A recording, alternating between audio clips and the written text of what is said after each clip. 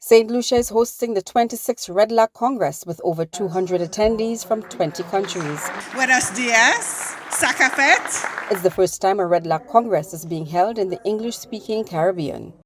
Welcoming the delegates during the opening ceremony was Deputy Prime Minister Dr. Ernest Hilaire, who set the tone for the discussions to take place over the next 3 days. The discussions and strategies developed here will not only guide our efforts to protect biodiversity and promote sustainable development, but also help us to pool funding and resources to ensure long-term environmental resilience.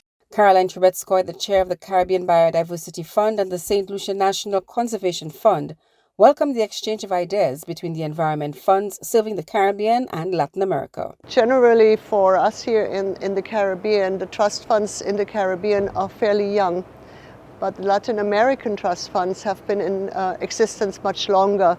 So this is why this relationship is such an important one. The value that you get from the interactions of all the network of environmental funds is priceless, both in terms of Latin America that's doing things a little differently, and the Caribbean countries that we are helping and that we are working with to create the network and the partnership of what's possible.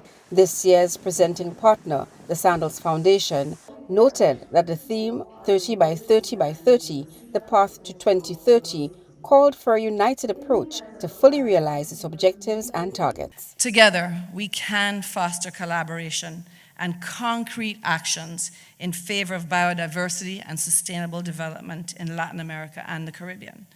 Together, we can drive conservation initiatives locally, regionally, and internationally. The president of the Red Lock Congress, Jorge Oviedo, welcomed the opportunity to host the 26th Congress in the Eastern Caribbean, noting its intention to address the unique threats facing small island developing states that are economically dependent on tourism. So it is not a coincidence that we are here, because we are very acknowledgeable of the challenges that this region faces.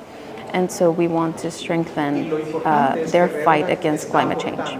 This historic 2024 Red Lock Congress is presented by the Sandals Foundation and organized by the St. Lucia National Conservation Fund with support from the Caribbean Biodiversity Fund and the Environmental Investment Fund of El Salvador, which hosts the Red Lock Secretariat.